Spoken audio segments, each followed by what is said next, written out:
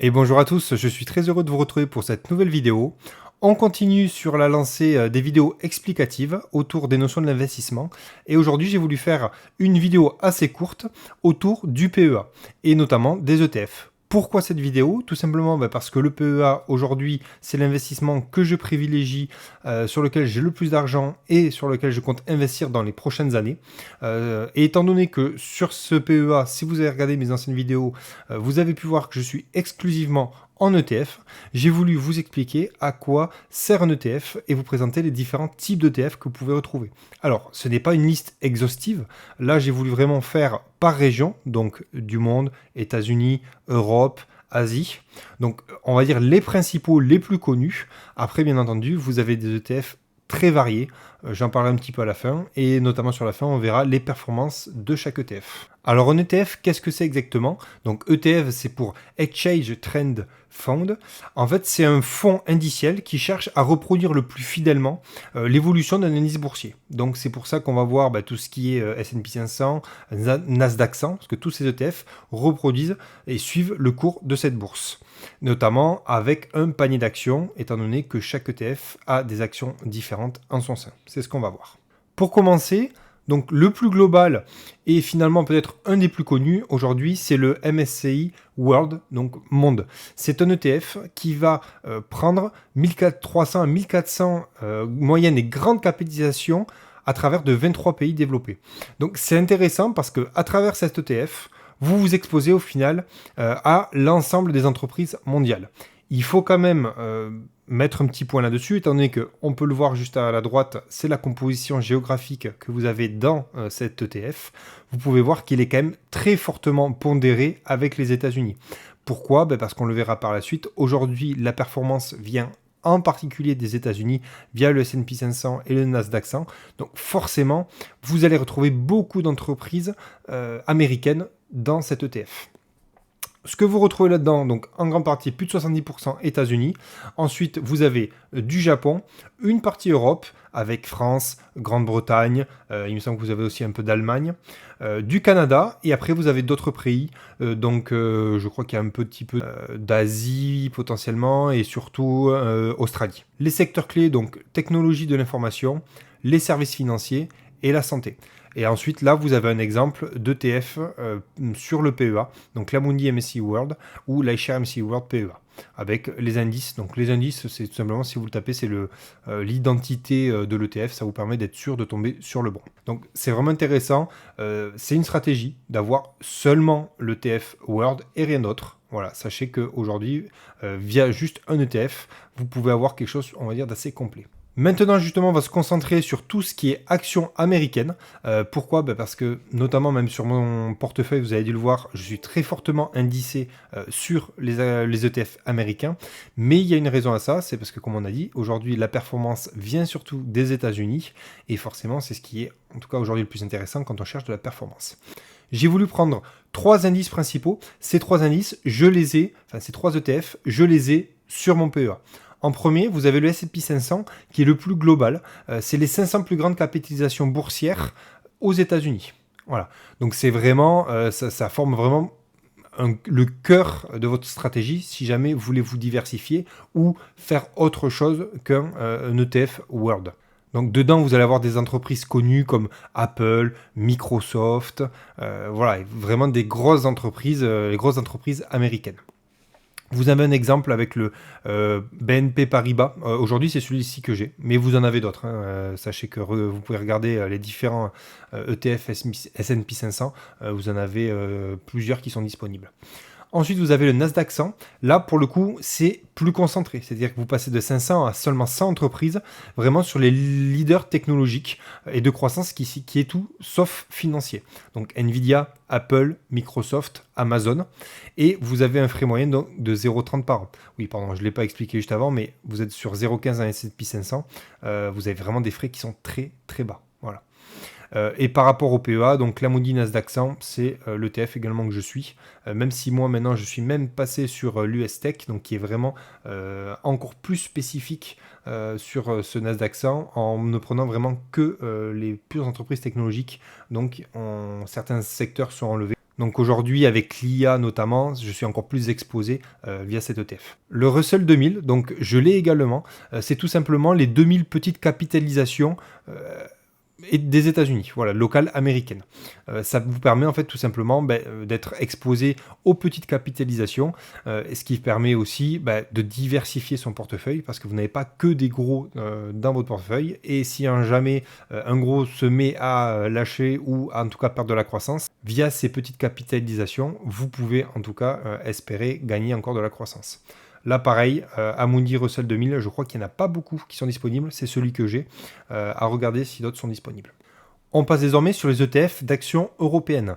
Là, je vous en ai sélectionné 3, 2 européennes et une française, sachant que vous avez des ETF également pour d'autres pays de l'Europe, comme l'Allemagne par exemple.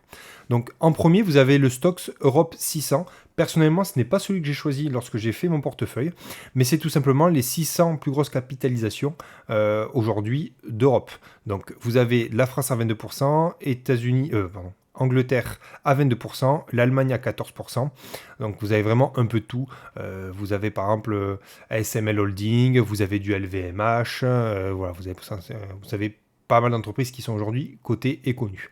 Des frais qui sont moyens, vous voyez, 0,20%. Et donc aujourd'hui, le BNP Stock Europe 600 qui est disponible sur PEA. On passe du coup à l'Eurostoxx 50 qui est beaucoup plus restreint, mais c'est celui que j'ai choisi parce que moi vraiment j'ai voulu avoir le noyau aujourd'hui le plus performant. C'est une stratégie. Forcément, avec un noyau plus compact, s'il y a un problème dans quelques entreprises, forcément vous allez en pâtir. Donc là, vous voyez, on est vraiment concentré sur les 50 super majors de la zone euro. Donc, comme je dis, ASML, LVMH, Total. Et il n'y a ni le Royaume-Uni, ni la Suisse. Voilà, donc il faut le savoir, c'est que contrairement à le Stock Europe 600, vous excluez ces deux pays. On est sur les mêmes frais que l'autre. Et là, du coup, l'Amundi Eurostoxx 50, normalement, c'est celui que j'ai, il me semble, sur mon PEA. Pour finir, vous avez le CAC 40 qui est pour le coup la bourse française, donc qui regroupe l'ETF avec les 40 piliers de la bourse française. Alors ils disent parisienne, mais c'est française. Vous avez par exemple du Bouygues, du Carrefour, du Pernod Ricard, du L'Oréal, du LVMH. C'est en tout cas que sur les entreprises françaises. Personnellement, j'ai décidé de ne pas l'intégrer parce que je trouve la performance moindre qu'un ETF Europe. Et en plus, étant résident français, je suis pour moi déjà fortement exposé au quotidien avec ma vie aux aléas de la France. Je n'ai pas forcément envie d'y être exposé via la bourse, tout simplement. Ensuite, on passe au l'indice Emerging Market. Cet indice-là, c'est vraiment tous les... Alors, ce qu'on dit pays émergents, hein, même si aujourd'hui, c'est plus vraiment le cas, mais c'est les pays, donc, en fait, hors zone euro et hors États-Unis. Souvent, c'est les pays asiatiques et Amérique du Sud. Donc, avec celui-là, vous avez donc 1200 entreprises qui sont cotées avec 24 nations émergentes d'Asie et d'Amérique. Là, vous voyez, c'est un peu comme le MSCI World, mais version pays émergent. Donc, il reste très intéressant pour compléter un World ou compléter une stratégie de S&P 500 avec de l'Europe. Vous voyez le top des pays, donc du Taïwan surtout, de l'Inde, de la Chine et Corée du Sud, sachant qu'il y a aussi des pays d'Amérique du Sud comme le Brésil, mais ils ne sont pas forcément dans le top en présence. Les secteurs clés, donc technologie, vous avez par exemple Samsung qui est très connu, TCMC, en finance, de la consommation. Et là, pour le coup, en exemple, vous avez l'Amundi MSCI Emerging Market ou le iShare. Voilà, vous avez le choix. Personnellement, j'ai décidé de ne pas prendre cet ETF. Pour l'ETF que l'on va voir juste ensuite, c'est plutôt l'ETF Emerging Market Asia. Pourquoi ? Parce que pour moi aujourd'hui, la Chine notamment et l'Inde sont des pays avec une très forte croissance. Donc j'ai voulu, et notamment Taïwan également, j'ai voulu vraiment me concentrer là-dessus pour laisser tout ce qui est Amérique du Sud. Donc on peut le voir là-dessus, vous voyez, on exclut tout ce qui est Europe de l'Est, Amérique latine et on se concentre uniquement sur l'Asie.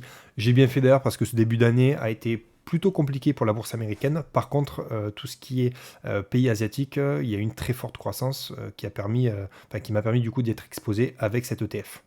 Là, on peut le voir, donc c'est 1100 grandes actions asiatiques, un petit peu moins d'entreprises et surtout de l'Asie, mais c'est un choix. Donc pareil, Taïwan, Inde, Chine, Corée du Sud, vraiment des entreprises qui sont connues, Tencent, Alibaba, Samsung, voilà, les mastodontes en tout cas de l'Asie.